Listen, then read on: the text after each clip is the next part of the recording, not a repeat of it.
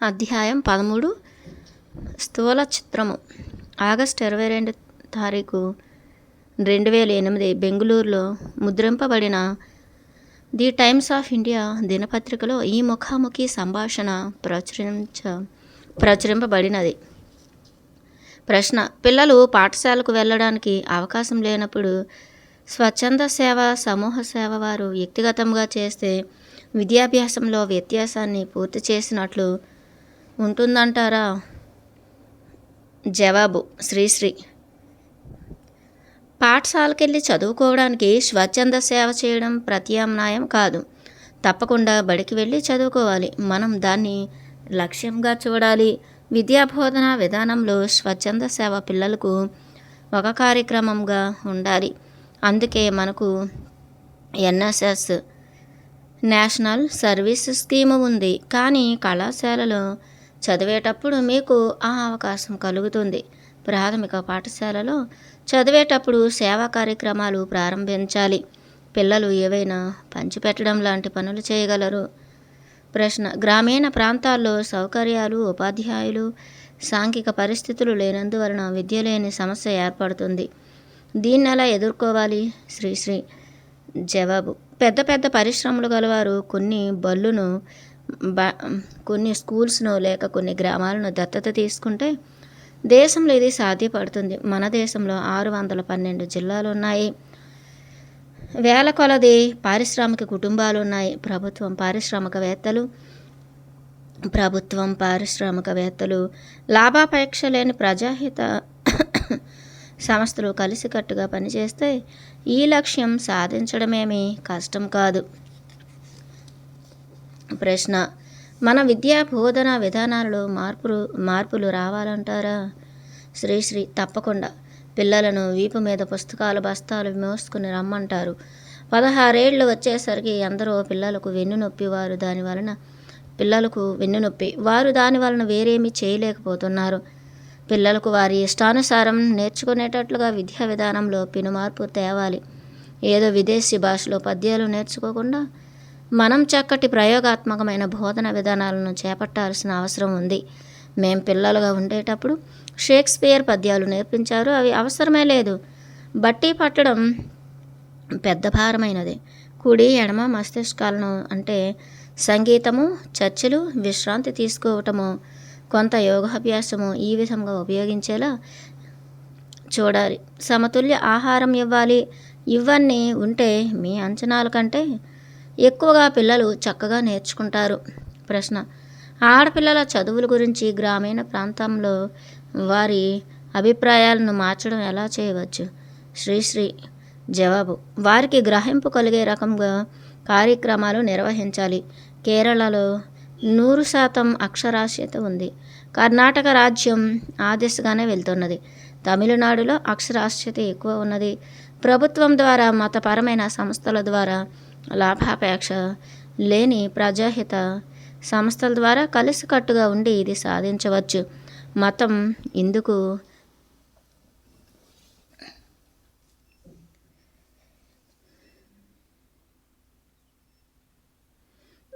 ఇందులో పెద్ద ఎత్తున సహాయపడగలదు. మనుషులు భక్తి గలవారు, అందులోనూ ఆడవారు భక్తి గలవారు. ఆధ్యాత్మిక గురువులు ప్రతి బిడ్డ విద్యను అభ్యసించాల్సిందిగా గట్టిగా ప్రబోధిస్తే ఆడవాళ్ళు తమ కుమార్తెలను ఎందుకు బడికి పంపరు? గ్రామంలో ఉండే ప్రతి పురోహితుడు పిల్లలను ఖచ్చితంగా బడికి పంపాలని సలహా ఇస్తే వారి మాటను గౌరవిస్తారు. ప్రశ్న: ప్రభుత్వ పాఠశాలలో ప్రాథమిక సమస్యగా పిల్లలు, ఉపాధ్యాయులు తరగతులను హాజరు కారు. దీనికి పరిష్కారం వారు తప్పక తరగతులకు హాజరయ్యే విధానం సూచించండి. జవాబు: శ్రీశ్రీ. పాఠాలు నేర్చుకోవడం చాలా తేలిగ్గా, తమాషాగా ఉండాలి. అప్పుడు బళ్ళల్లో పిల్లల్ని పెట్టి ఉంచగలం. ఎక్కువ మందిని ఆకర్షించగలం. ప్రజాహిత సంస్థలు నడిపే బళ్ళలో, స్కూల్స్లో మన జీవకళ స్కూల్లోనూ పిల్లలు సెలవు రోజుల్లోనూ కూడా బడికి వస్తామంటారు. పిల్లల గురించి ఉపాధ్యాయులు పట్టించుకోవడం వలన, వారిని వ్యక్తిగతంగా జాగ్రత్తగా గమనించుకోవడం వలన ఇలా ప్రవర్తిస్తున్నారు. ఉపాధ్యాయులు, ప్రధానోపాధ్యాయులు ఈ విధమైన వాతావరణాన్ని బడిలో నెలకొల్పాలి. ప్రశ్న: అందరికీ ప్రాథమిక విద్యను అందించేటట్లుగా విద్యా బిల్లును రాజ్యాంగ సభ పార్లమెంట్లో పెట్టనున్నారు. ఈ విద్యా బిల్లు ప్రాథమిక విద్యా హక్కును ఎంత మేరకు పరిరక్షిస్తుంది? ప్రభుత్వం విద్యా వనరులను పెంపొందింపజేయడానికి ఎటువంటి పాత్రను పోషించాలి? శ్రీశ్రీ జవాబు: చాలాసార్లు నియమావళి రూపొందించే విద్యావేత్తలు పూర్వాభిప్రాయాలు కలిగిన వారు. చరిత్రకారులలో కూడా వామపక్షం లేక మరో పక్షమని ఉన్నారు. నియమాలు రూపొందించేవారు ఈ విధంగా తమకై కొన్ని పూర్వాభిప్రాయాలు ఏర్పరచుకున్నవారు కాకుండా సమదృష్టి కలవారై ఉండాలి. వారు ప్రస్తుతం జరుగుతున్న పరిస్థితుల అవగాహన కలవారుగా, ఈ తరం వారుగా ఉండాలి. చాలామంది ఈ నియమాల్ని నిర్దేశించేవారు కంప్యూటర్ ఎలా ఉపయోగించాలని కూడా తెలియనివారు. 2 తరాల వెనుక ఉన్నవారు, పాఠశాల కళాశాలల పిల్లల మానసిక స్థితితో పరిచయం ఉన్నవారు కారు. మంచి ఉపాధ్యాయులుంటే విద్యార్థులు ఎక్కడ ఉన్నారు, ఎక్కడికి చేరాలి అని గుర్తెరిగిన వారు. ఎప్పుడు మీరు విద్యార్థుల కష్టాలు, సవాళ్ళు అర్థం చేసుకుంటారో అప్పుడే మంచి ఉపాధ్యాయులు మంచి నియమాలను రూపొందించే విద్యావేత్తలు అవ్వగలరు. పరస్పరమైన అవగాహన, చర్చలు, వాదోపవాదాలు జరగాలి.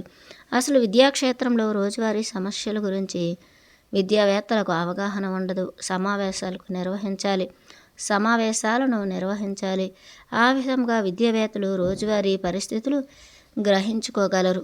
40% ఉపాధ్యాయులు మానసికంగా వికలురై ఉన్నారనటం బాధ కలిగిస్తున్నది. ఈ మానసిక దౌర్బల్యంతో బాధపడే ఉపాధ్యాయులు విద్యార్థులకు ఏం నేర్పించగలరు? అందువలన పిల్లలు బడికెళ్ళాలని కోరుకోవటం లేదు, వారు బడి నుండి పారిపోవాలనుకుంటున్నారు. విద్యావేత్తలు విద్యా ప్రణాళికలు తయారు చేసేటప్పుడు ఉపాధ్యాయులకు తప్పకుండా బోధనా రీతులు నేర్పించే ఏర్పాటు చేయాలి. మొదటిగా విద్యా కార్యక్రమాలు నిరంతరంగా ఉండాలి. రెండవదిగా అనవసరమైన పాఠ్యాంశాలు, పిల్లలకు భారం అయ్యే వాటిని పుస్తకాలలో నుండి తీసివేయాలి. పాఠశాలలో, కళాశాలలో చదువుకున్నవారు తన స్వగ్రామంలో తమ ఇంటికి వెళ్ళి ఒక నీళ్లు తోడే యంత్రాన్ని, పంపును బాగు చేయలేరు. వ్యవసాయం గురించి వారికి ఏమీ తెలియదు. ఒక రేడియోనో లేక ఒక విద్యుత్ దీపాన్ని అమర్చడం వారికి చేత కాదు. ఏం చదువుకున్నారో దాంతో విద్యార్థులు జీవనాధారాన్ని, ధనాన్ని సంపాదించుకోలేరు. ఈ భోజనాన్ని మీరు సంపాదించుకోవడానికి విద్య ఉపయోగపడకపోతే ఆ విద్యా విధానాన్ని సంస్కరించవలసినదే. ముఖ్యంగా గ్రామీణులకు బడి రోజులయ్యాక ఉపయోగించుకోవడానికి కొన్ని నైపుణ్యాలను నేర్పించాలి. వారికి వ్యవసాయం పట్ల కొంత అవగాహన ఏర్పడాలి. ప్రశ్న: మామూలు బడివేళ ముగిసిన తర్వాత ప్రభుత్వ పాఠశాలలో బీద సాదా విద్యార్థులకు మధ్యాహ్నం పూట, రాత్రిపూట బడి నిర్వహించడానికి చోటిచ్చి విద్యాభ్యాసాన్ని తోడ్పడాలని యోచనలో ఉన్నట్లుగా వింటున్నాము. ఇది సరైన ప్రణాళికగా మీరు భావిస్తున్నారా? జవాబు: శ్రీశ్రీ: ఇది చాలా మంచిదనుకుంటాను. నగర, గ్రామీణ, ధనిక, పేద వర్గాల రూపుమాపటానికి ఇది ఎంతో ఉపయోగపడుతుంది. నగరాల్లోనే కాక పట్టణాల్లో కూడా నాణ్యమైన విద్యను పిల్లలకు అందుబాటులోకి తేవచ్చు. దూర ప్రాంత విద్యార్థులను బస్సుల ద్వారా వెంటబెట్టుకుని రావచ్చు, బస్సుల్లో తిరగవచ్చు అనే ఆశతో నైనా పిల్లలు చదువు వైపుకు మళ్ళవచ్చు. ప్రయోజన విద్య చాలా ముఖ్య అంశం. వయోజన విద్య చాలా ముఖ్య అంశం. ఈ విషయంలో సంస్థలు ముఖ్య పాత్ర వహించవచ్చు. ప్రశ్న: సకల జనులకు శతాబ్ద విద్యాభివృద్ధి సాధించడం లక్ష్యంగా ఏ విధమైన చర్యలు తీసుకోవాల్సి ఉంటుందని మీరు అభిప్రాయపడుతున్నారు? శ్రీశ్రీ: శతాబ్ది అభివృద్ధి పథకాలను లక్ష్యంగా చేసుకుని సాధించడానికి 4 సంస్థలు ఆవశ్యకమవుతాయి. ప్రభుత్వ పాత్ర ముఖ్యమైనది. ప్రభుత్వ జమా ఖర్చుల జాబితాలో బడ్జెట్ విద్యకు ఎక్కువ నిధులను కేటాయించాలి. కేవలం విశ్వవిద్యాలయాలు ఆరంభించి ఎక్కువ ఉద్యోగాలు ఇవ్వడానికి మాత్రమే కాకుండా ప్రాథమిక ఉచిత విద్య, కనీస వేతనంతో విద్యాభ్యాసానికి ఆ నిధులను ఉపయోగించాలి. ప్రస్తుతం భారతదేశంలో 51% ఉన్నత విద్యలో పట్టుభద్రులు, 39% పట్టుభద్రులు నిరుద్యోగులుగా ఉన్నారు. ఇది బాధాకరం. మీ కుమార్తె, మీ కుమారుడు నిరుద్యోగులుగా ఉండడానికి ఎవరు అంత డబ్బు, సమయం ఖర్చు చేయాలనుకుంటారు? ఎప్పుడు నిరుద్యోగులు ఎక్కువ, అప్పుడు నేరాలు ఎక్కువ అవుతాయి. అందువలన మంచి ప్రాథమిక విద్య చాలా అవసరం. ఆధ్యాత్మిక మత సంస్థలు దీంతో చేయి కలపాలి. ఆధ్యాత్మిక అధ్యయనంలో పడ్డవారు నేరుగా పాల్గొనరు. అందువలన ఆధ్యాత్మిక సంస్థలకు ఇందులో తమ వంతు పాత్ర ఉంది. మూడవది, ప్రభుత్వేతర సంస్థలు. వారికి సృజనాత్మక ఊహలు, ప్రణాళికలు, కార్యాచరణలు ఉంటాయి. వారు తమ పాఠశాలలో ఇవన్నీ ప్రవేశపెడితే ఆ పాఠశాలలు గొప్ప అభివృద్ధి సాధిస్తాయి. నాలుగవది, పారిశ్రామిక సంస్థలు. ఈ నలుగురు చేతులు కలిపితే ఇదేమీ పెద్ద కళ కాదు. కొన్ని సంవత్సరాలు కళను సాకారం చేసుకోగలం. ప్రశ్న: 90,000 మంది టీచ్ ఇండియా భారతానికి బోధించు అనే పిలుపు స్వచ్ఛంద సేవకులుగా ఉండడానికి ముందుకొచ్చారు. విద్యారంగంలో పాలు పంచుకునే వీరికి, ప్రభుత్వేతర సంస్థలకు మీరు ఏ సందేశాన్ని ఇవ్వగోరుతున్నారు? శ్రీశ్రీ: కలిసి పనిచేయండి. తెలివైన వారు తరచుగా అందరితో కలిసిపోయి పనులు చేయరు. ప్రతివారు నాకే బాగా తెలుసుననుకుంటుంటారు. వారికి జట్టుతో కలివిడితనం ఉండదు. ఒక లక్ష్యం కోసం అందరూ కలవాలి. నాణ్యమైన చదువును అందరికీ అందించాలి. ఇది చేయగలిగితే మనం సాధించగలం. దీన్ని సాధించడానికి హింసలేని వాతావరణం కావాలి. కార్యకర్తలు ఆరోగ్యంగా, పూర్వాభిప్రాయాలు లేనివారుగా, కొంత ఆధ్యాత్మికత కలవారుగా ఉండాలి. అలా పని చేయాలనుకునే వారికి ఇది చాలా సంతోషాన్ని ఇవ్వగలదు. పని చేయడం మీ సంతోషాన్ని సజీవంగా చూపించగలిగితే మీ చుట్టూ మీరు ఆనందాన్ని నింపగలరు. మీరు కోరుకుంటున్న విద్యను మీరు సృష్టించగలరు.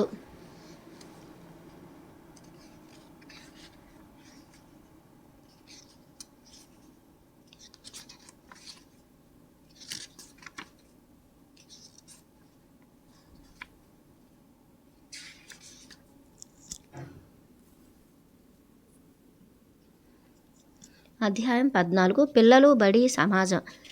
బాధ్యత కొరకు విద్య, పిల్లలు, బడి, సమాజం అనే అంశం మీద తేదీ 17/11/2004 బెంగళూరులో గురూజీ ఉపాధ్యాయులను, ప్రధానోపాధ్యాయులను ఉద్దేశించి చేసిన ప్రసంగం ఇది. సంభాషణగా మాట్లాడుతూ నేర్పించేది చాలా మంచి బోధనా పద్ధతి.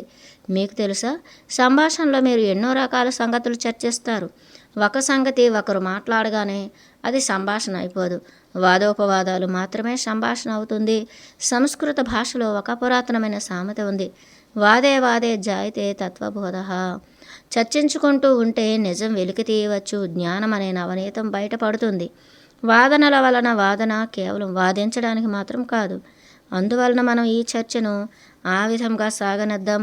నేను మీ అందరినీ కఠినమైన ప్రశ్నలు అడుగుతాను. మీరు ఇంకా కఠినతరమైనవి అడగండి. దీనివలన ఏమి బయటపడుతుందో చూద్దాం. సాధారణంగా అందరూ వాళ్ళకి కోపం వచ్చినప్పుడు, లేకుంటే మొండి పట్టినప్పుడు వాదనలకు దిగుతారు. అలాంటి వాదనలు నిష్ప్రయోజనమైనవి. అవి యుద్ధాలకు, నాశనానికి దారితీస్తాయి. మనసు హాయిగా, ప్రశాంతంగా ఉన్నప్పుడు జరిగే వాదన ఎటువంటి పరిణామం తెస్తుందో చూద్దాం. మనం అందరం ఇప్పుడు హాయిగా ఉన్నాం. అందువలన వాదన ఆరంభిద్దాం. పిల్లవాడు, బడి, సమాజం. ఇవి మూడు తలాలు. మొదట పిల్లవాడు, తర్వాత బడి, తర్వాత సమాజం. ఇవన్నీ పొందికగా సామరస్యంగా ఉన్నాయా? పిల్లవాడు బడితో, బడి సమాజంతో సామరస్యంగా ఉన్నాయా? పిల్లవాడు బడితో, బడి సమాజంతో సామరస్యంగా ఉన్నాయా? అలా సామరస్యంగా ఉండకపోతే ఆ తీరు సృజనాత్మకత వైపుకు తీసుకువెళుతున్నదా, లేక వినాశనం వైపుకు మళ్లిస్తున్నదా? ఏక రసంగా ఉండటం కూడా కొన్నిసార్లు స్తబ్దత అనిపించుకుంటుంది. మార్పును, అభివృద్ధిని ఇది తీసుకుని రాలేకపోతుంది. పారిశ్రామిక రంగంలో, కర్మాగారాలలో ఉన్న ఉద్యోగులు వారి స్థానాలలో సుఖంగా ఉండటం మీరు గమనిస్తారు. వారికి ఇల్లు ఉంటుంది, వారికి బడి ఉంటుంది, వారికి అన్నీ ఉంటాయి. వారికి ఉత్సాహం ఉండదు, ప్రేరణ ఉండదు. వారికి జీవం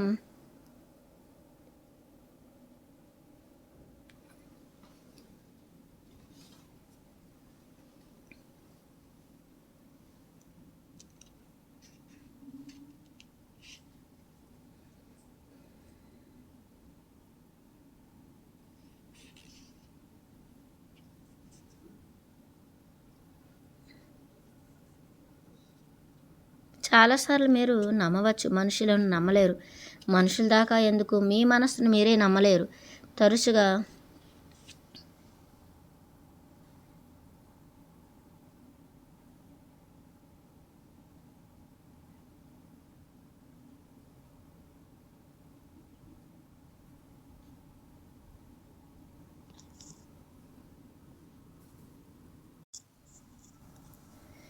వారికి బడి ఉంటుంది, వారికి అన్నీ ఉంటాయి, వారికి ఉత్సాహం ఉండదు, ప్రేరణ ఉండదు, వారికి జీవం ఉండదు. అంత యాంత్రికమైపోతుంది వారికి. ఏం చేయాలో ప్రతి వారికి తెలుసు. వారి పాత్రలు నిర్దేశింపబడినవి. అందరికీ వారి వారి హద్దులు ఉంటాయి. అంతా నిర్ణయించబడి ఉంటుంది. ఇది మీరు గమనించారా? ఒక కర్మాగారానికి వెళ్తే ఆర్థిక వనరుల శాఖ వారు ఆర్థిక వనరులు గమనిస్తుంటారు. కొనుగోలు శాఖ వారు కొనుగోళ్లను మాత్రమే పట్టించుకుంటారు. ప్రకటన శాఖ వారు ప్రకటనలు మాత్రం గమనిస్తుంటారు. అందరూ వారి పనులు వారు నిర్వహిస్తుంటారు. కానీ అక్కడ ఏదో నిస్తేజమైన శక్తి గోచరిస్తుంది. ఎక్కడిదక్కడ ఉంటుంది, స్తబ్దత ఉంటుంది. ఎక్కడ అనిశ్చితత ఉంటుందో అక్కడ సృజనాత్మకత ఉంటుందంటాను. భద్రతాభావం సోమర్తనాన్ని రేకెత్తించి సృజనాత్మకమైన వైఖరిని వేగం పుంజుకోనియదు. అందువలన ఇది ఒక వాదన. మీరు మీ వంతు వాదనను తెలపండి. ఏం చేయగలమో అప్పుడు చూద్దాం. ప్రశ్న: నమ్మకం మాట ఏమిటి? నిర్ణయాత్మకంగా లేకపోవడం అపాయకారి కాదా? శ్రీశ్రీ జవాబు: నమ్మకం ఉంటే అనిశ్చితత అనే మాటకు తావులేదు. అనిశ్చితత చాలా వరకు కొనసాగిందంటే మీ గురించి మీకు నిశ్చయత కలగదు. అప్పుడు మీరు పూర్తిగా పాడైనట్లే. అతిగా ఎప్పుడూ చేయకూడదు. అనిశ్చితత హద్దు దాటి ముందుకు వెళ్ళినప్పుడు అది మన మీద మనకే సందేహాన్ని కలిగిస్తుంది. ప్రశ్న: మనుష్యులకు నమ్మకం అప్పుడప్పుడు కష్టంగా ఉంటే ఏం చేయాలి? మనుష్యులను నమ్మడం అప్పుడప్పుడు కష్టంగా ఉంటే ఏం చేయాలి? శ్రీశ్రీ: చాలాసార్లు మీరు పరిస్థితులను నమ్మవచ్చు, కానీ మనుషులను నమ్మలేరు. మనుషుల దాకా ఎందుకు, మీ మనస్సును మీరే నమ్మలేరు. తరచుగా మీ ఎంపికలలో తేడాలు ఉంటాయి. అనిశ్చితత ఈ ప్రపంచమంతా ఉన్నది. అందుకని ఏం చేస్తారు? దీన్ని ఒక సవాలుగా తీసుకోవడానికి సిద్ధంగా ఉన్నారా? మీరు ఎదురీతకు సిద్ధంగా ఢీకొనడానికి తయారుగా నేతృత్వాన్ని చేబూనుతారా? అప్పుడు గెలుపు మీదే. ప్రతి అనిశ్చిత పరిస్థితి ఒక సవాల్ అవుతుంది. సృజనాత్మకతకు తల్లి ఆ సవాల్. ఇప్పుడు ఈ పరిస్థితి సమయంలో కూడుకున్నది. కానీ అనిశ్చితత కాలపరిమితి లేకుండా సాగిపోతే, లేక జరుగుతున్న తీరు అదే అయితే అప్పుడేమవుతుంది? మనం వేచి చూడాలి. రెండు పరిస్థితులు ఎదురవ్వచ్చు. మొదట మనిషిలో తృప్తిని ఏర్పరచవచ్చు, ఎక్కువ ఆధ్యాత్మిక గ్రహింపు కలగవచ్చు. లేక మరో పద్ధతిగా మనిషిలో హృదయం కరుడుగట్టి నకారాత్మకత కలగవచ్చు. హేతుబద్ధం కాకుండా అతీతంగా ఉన్నదాని పట్ల కళ్ళు తెరుచుకోవచ్చు. దైవత్వం మీద కొంత విశ్వాసం ఏర్పడవచ్చు. లేక ఆ వ్యక్తి మొండిగా మూర్ఖంగా తయారు కావచ్చు. పిల్లలు ఆధ్యాత్మికత నైతికతకు సంబంధించిన చదువులు లేకపోవడం వలన మన విద్యార్థులలో ఆత్మహత్య ధోరణి లేక మరోవైపు తీవ్రవాద వైఖరి ఏర్పడుతున్నాయి. నక్సలైట్ హింసావాదం తీరు వారిలో ఎక్కువవుతున్నాయి. వారిని మధ్య మార్గానికి తీసుకుని రావడానికి తమ గురించి వారికి అవగాహన కలిగించే చదువు అవసరమవుతున్నది. వారి మనస్సు, వారి శ్వాస, వారి ప్రారూపాలు, వారి నిజాల గురించి వారికి తెలియాలి. ఇది అత్యవసరం. మీరేమని ఆలోచిస్తున్నారు? బడి. ఇప్పుడు మనం బడి వైపుకు చూద్దాం. పిల్లలకు పుట్టుకతో వచ్చిన సుగుణాలను పోగొట్టకుండా చక్కగా విద్య నేర్పించడం పాఠశాల బాధ్యత. జన్మతః పిల్లలకు కలిగిన సుగుణాలను బడి పెంపొందింప చేయాలి. ఆ అమాయకత్వం, తనదనే సొంతదనం, ప్రేమ, విశ్వాసం ఇవన్నీ ప్రతి బిడ్డ పుట్టుకతోనే తెచ్చుకునే వరాలు. తరచుగా బడి విద్యా బోధనలో సమాచార ప్రసార కేంద్రం వలె ఉంటుంది తప్ప వ్యక్తిత్వ వికాస కేంద్రం వలె పనిచేయదు. చాలా పాఠశాలలలో పిల్లలను కంప్యూటర్ యంత్రాలుగా తయారు చేస్తారు. కానీ కొద్దిమంది మాత్రమే మంచి మనుష్యులుగా తీర్చిదిద్దగలరు. మీరు నాతో ఏకీభవిస్తారా?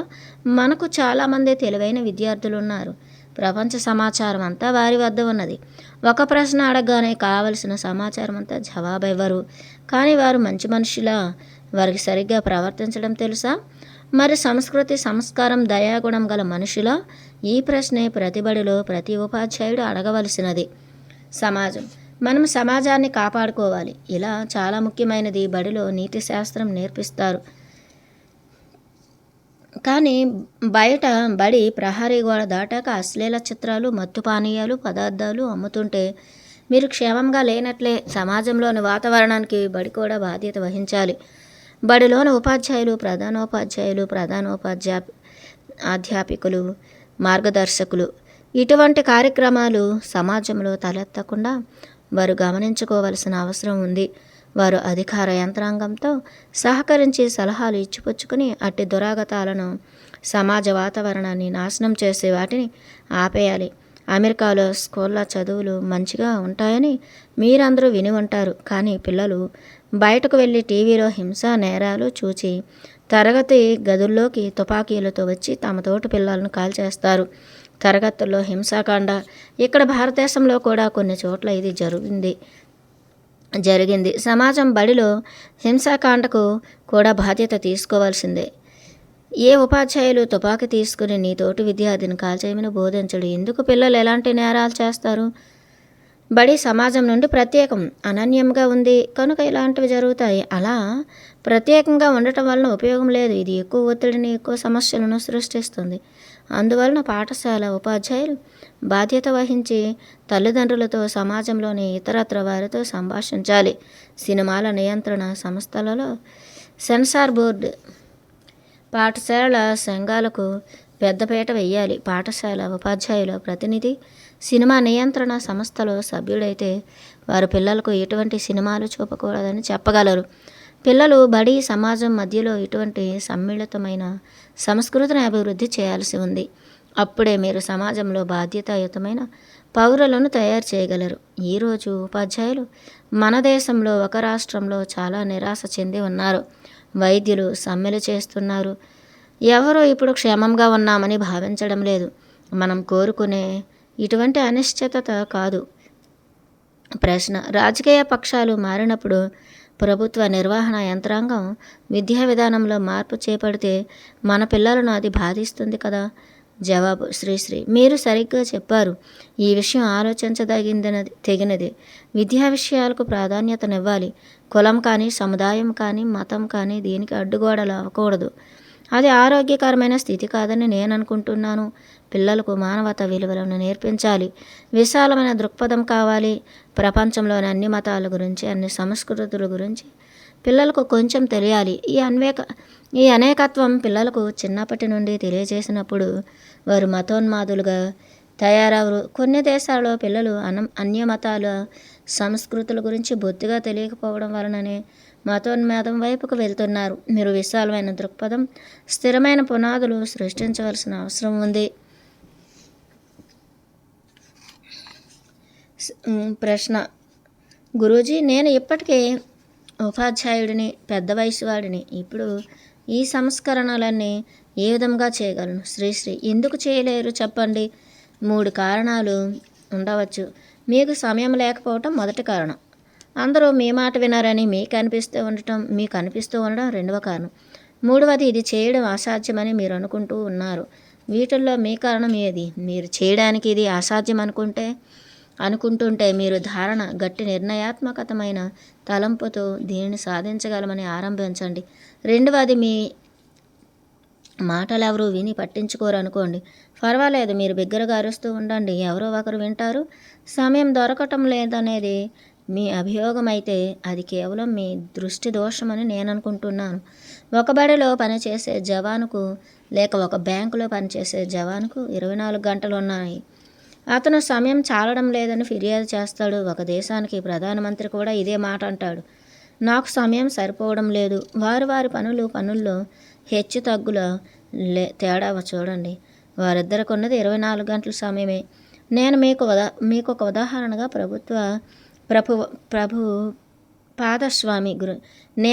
ఉదాహరణగా ప్రభుపాదస్వామి గురించి చెప్తాను. శ్రీల ప్రభుపాదస్వామి గురించి చెప్తాను. తన 72వ ఏట స్వామి ప్రభుపాద కలకత్తా నుండి వాడలో అమెరికా వరకు భగవద్గీత జ్ఞానాన్ని అక్కడ ప్రాచుర్యపరచాలని ప్రయాణమయ్యారు. ఆ వయసులో వారికున్న కొద్దిపాటి ఆంగ్ల భాషా జ్ఞానంతో దారిలో వారికి గుండెపోటు కూడా వచ్చింది. గొప్పవారి గురించి ఈ విధమైన ప్రేరణాత్మకమైన కథలు మీరు చదవాలి. వారి జీవిత అవసాన దశలో కూడా గొప్ప పనులు, విషయాలు సాధించిన వారి గాథలు తెలుసుకోవాలి. అందువలన మనకు అవసరమయ్యేది ఆ గొప్ప విశ్వాసం అని తెలుసుకోవాలి. అన్నా హజరేలాగా అతను సైన్యంలో సాధారణ సిపాయిగా ఉండేవాడు. సైన్యం నుండి బయటకు వచ్చాక లంచగొండితనం నుండి సమాజాన్ని బయటపడేయాలని పని ప్రారంభించాడు. ఇప్పుడు 70 ఏళ్లకు పైబడ్డవాడు. అతను నిరాహార దీక్ష అంటూ కూర్చుంటే 1.5 లక్షల మంది అతనికి బాసటగా ఉన్నారు. అతనికి వ్యతిరేకంగా వెళ్ళడానికి ఒక అధికారి కూడా లేడు. అన్న దీక్షలో కూర్చుంటే దీక్షలో కూర్చుంటే 1.5 లక్షల మందిలో నిరాహార దీక్ష జరుగుతుంది. లంచగొండి అధికారి ఒకరున్నారనుకోండి, ఈ దీక్ష ఫలితంగా అధికారిని వేరే చోటుకు బదిలీ చేయాలి. లేకుంటే అతనే తన దారి మార్చుకుని మంచి దారికి రావాలి. ఒక సంస్కర్త ఎప్పుడు నేతృత్వం వహించలేడని, అలాగే ఒక నేత ఎప్పుడు సంస్కర్త కాలేడని నేనంటుంటాను. అందువలన ఉపాధ్యాయులందరూ సంస్కర్తలు కావచ్చు. మీకు ఇది బోధపడిందా? ప్రశ్న: సృజనాత్మకత భద్రతలో గొప్పదా లేక అభద్రతలోనా? జవాబు: శ్రీశ్రీ, ఇది ఒక పొడుపు కథ. అభద్రత వలన సృజనాత్మకత ఏర్పడేటట్లయితే లెబనాన్, సూడాన్, ఇథియోపియాలు ప్రపంచంలోని మహా సృజనాత్మకత గల ప్రదేశాలై ఉండాలి. అది అలా జరగలేదు. భద్రత ఒక్కటే సృజనాత్మకతకు కారణం. అయితే ఫిన్లాండ్, నార్వే, డెన్మార్క్ దేశాల్లో పూర్తి భద్రత ఉంది. అందరికీ అన్నీ ప్రభుత్వమే గమనించుకుంటుంది. నీవు పని చేయకపో, నీకు డబ్బు ముడుతుంది, నీకు వైద్య సహాయం ఉంటుంది, అంతా సజావుగా జరుగుతుంది. అక్కడ సృజనాత్మకత ఉన్నదా అంటే లేదు. అప్పుడు సృజనాత్మకత ఎక్కడ ఉంది? ఇది మీరు వెతకవలసినదే. ఈ రెండింటి మధ్య ఎక్కడో ఉంది. దాన్ని పట్టుకునేందుకు మీరు గొప్పవారై ఆ గొప్ప ఎక్కడో వెతకండి. ప్రశ్న: ఉపాధ్యాయులు సంఘంలో హింసను తగ్గించడానికి ఏం చేయాలి? శ్రీశ్రీ: ఉపాధ్యాయులు మేల్కొనాలి అనుకుంటుంటాను. నిన్ననే ఒక సంఘటన గురించి విన్నాను. బీహార్లో ఒక వైద్యుడిని ఒక డబ్బుండేవాడు ఒకడు ₹1,00,000 ఇమ్మని బెదిరించారట. డబ్బు దండుకునేవాడు ₹1,00,000 ఇమ్మని బెదిరించాడట. అతను ఒక మంత్రి గారికి వైద్యుడు అవడం వలన నేను డబ్బు ఇవ్వను అని చెప్పి మంత్రి గారికి ఫిర్యాదు చేయడానికి వెళ్ళాడట. డబ్బు ఇవ్వమని బెదిరించి ఆ దొండగులు మంత్రి గారి ప్రక్కన కూర్చుని ఉండటం ఇతను గమనించాడు. మా వైద్యుడిని ఎందుకు కష్టాలు పాలు చేస్తున్నావు అని ఆ డబ్బు దండుకునేవాడిని మంత్రి గారు అడిగారు. వైద్యుని కేసు తిరిగి కాకపోతే కాస్త బేరం సాగిద్దాం, 50,000 ఇవ్వు, లక్షలు బదులుగా అన్నారు. వైద్యుడు నిర్ఘాంతపోయాడు. ఎందువలన? ఉపాధ్యాయులు కేవలం సమాచార కేంద్రాలుగా ఉండటం వలన సమాచారం మాత్రం అందింది, బాగుపరిచే పనిని చేపట్టలేకపోవటం వలన నైతికత, శీలం, విలువలు, వారి అంతఃకరణల వృద్ధి గురించి పట్టించుకోకుండా ఉపాధ్యాయులు విద్యార్థులను బడి నుండి బయట ప్రపంచంలోనికి పంపుతున్నారు. మిగతా రాష్ట్రాల్లో రాజ్యాంగం మరీ ఇంతగా దిగజారలేదు. మనం అలా దిగజార్చనే రాదు. చాలామంది ఉపాధ్యాయులు, అధ్యాపకులు, ప్రొఫెసర్స్ నక్సల్వాదం వైపు మొగ్గు చూపడమే కాక దేశంలో నక్సల్కి తుల్యులవడం మీకు చిత్రమైనదిగా అనిపించవచ్చు. ఉపాధ్యాయుల అహింసను ఆదరించడం లేదు. ద్వేషాన్ని పసి హృదయాల్లోకి చొప్పించి కళాశాలల్లో బాగా చదువుకున్న యువతను మీరు నక్సలైట్లుగా తయారు చేస్తున్నారు. ఢిల్లీ విశ్వవిద్యాలయంలో ఒక అధ్యాపకుని బోధనా తీరు ఇది. నిప్పును భగవంతుని ముందు ఎందుకు చూపిస్తున్నాము? ఆది మానవుడు అగరుబత్తితో భగవంతుని బెదిరించేవాడు కాబట్టి నీవు నా కోరికను మన్నించాలి, లేకపోతే నా తల్లో ఏం రగులుతున్నదో చూసుకో. ఒకవేళ భగవంతుడు అగరబత్తితో భయపడకపోతే కర్పూరం తీసుకుని భగవంతుని చుట్టూ తిరిగి నా కోరిక పట్టించుకోకపోతే నిన్ను కాల్ చేస్తాను అనడం. ఈ విధంగా ఆదిమానవుడు తన కోరికలను సాఫల్యం చేసుకున్నాడు. ఇదేనా పాఠం? ఇదేనా అధ్యాపకులు విద్యార్థులకు బోధించేది? విద్యార్థి హింసాకాండకు పాల్పడక మరేమవుతాడు? మానవత, దయ, ప్రేమ, అహింసా సిద్ధాంతాలను మనం పునరుద్ధరించుకోవాల్సిన అవసరం ఎంతో ఉందనుకుంటున్నాను. ఉపాధ్యాయులందరికీ ఈ బాధ్యత ఉంది.